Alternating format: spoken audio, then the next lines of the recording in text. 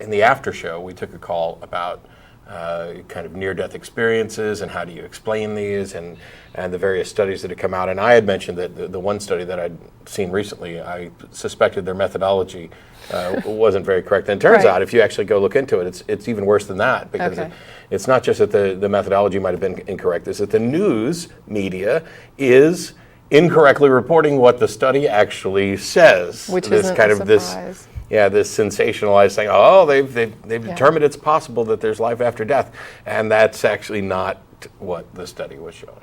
Yeah, that's not a surprise. When I did some of the, what was it, like the healthcare, spirituality and healthcare, there was a lot of that, like misreporting of results in the media. So that's something that does happen, and I think it's kind of interesting because there are so many things that can go wrong even with a research paper. And even in a journal that's peer-reviewed, like not all journals are equal.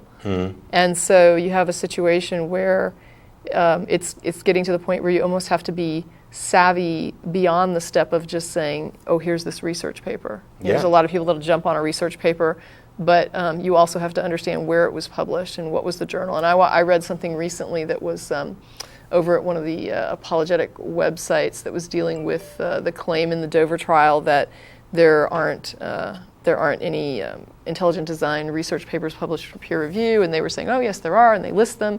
And if you go and look at these journals that they're listing, they're all journals that are put out by creationist ID groups. So it's like peer reviewed by groups that have a vested interest in demonstrating intelligent design. So it's like already a biased journal that has been created in order to publish these papers. And they were basically trying to say that in Dover, oh look, there are these papers, and it's like, but those papers would be completely inadmissible. I mean, I'm not going to say from a legal standpoint, but just from the idea that that would not represent like a real peer-reviewed paper. Well, it's peer-reviewed, but it's only as good as your peers. So if you're the village idiot and you gather up all the other village idiots to serve as your peers to review your paper, at least you've done something that's peer-reviewed. But that doesn't mean that the actual work that we would expect to be done was done, which is an attempt to falsify your results and find things wrong. And the credibility of the journal matters. Yeah. And it's difficult, because we can't be experts in everything. We don't have the time to go investigating every claim, which is why a lot of these satirical news sites, I can't count the number of tweets or messages that I get in email saying, oh, have you seen this story and this story and this story? And they're all fake. Right. I mean, they're in journals that basically you have to click around a little bit to say, oh, this is satire, and we don't actually produce anything that's real news.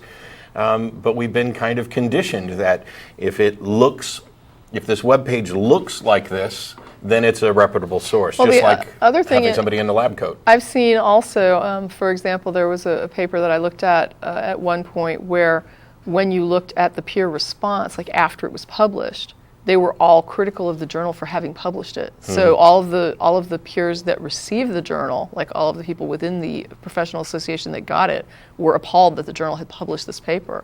And they were like, this could come across as an endorsement of these ideas, and these are horrible ideas. Yep. And so, you could even have a situation where a journal is a reputable journal, but they publish something that their community of professionals is like, this just should not have appeared. Yeah, and so it's important to look at the response from the community and whether or not they are supportive of this, or whether they're skeptical about why this thing ever was published. And the follow-up as well. One of the things about peer review is that once you get published in a journal, your results are then used by other people, and they're referencing those results. So you can see how many people are citing this as a source, and that will either let you know how many other things are perhaps suspect, or how many other people are relying on this research to guide them towards better conclusions. Right.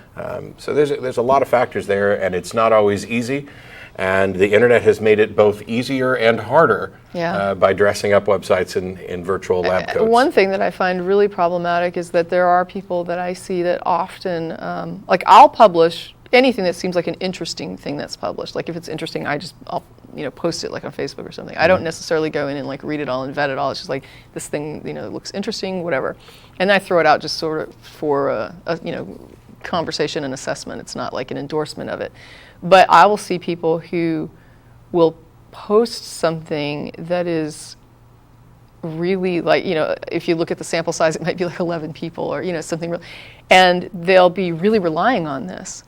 And this is, people that might be within I want to say, like, not necessarily trying to demonstrate, religious truths or woo, but people that are on the side of skepticism or science, but they don't understand that just because it's a research paper and just because there's this reported finding does not mean that this is solid. Yep. Sometimes it's just like a really brief preliminary study, and it might just be an idea that, okay, well, a more robust study might be done to sort of see if there was anything here. And at the end of the day, all scientific research is in the same class, and that is it doesn't make pronouncements about truth. Right. It makes tentative conclusions that are about our probabilistic way of evaluating the universe to determine what's most likely the best answer or the best answer we have at the moment. So don't get carried away just because you see something published. It doesn't necessarily mean that it's going to hold up, and that there could be, more papers or more research done on it that completely negates it or invalidates it or contradicts it. I mean, you just have to wait and see what happens. I mean, it's fine to go ahead and, look at these things as interesting things, but don't get carried away thinking, oh, this research was done, therefore this is demonstrated and this is a given.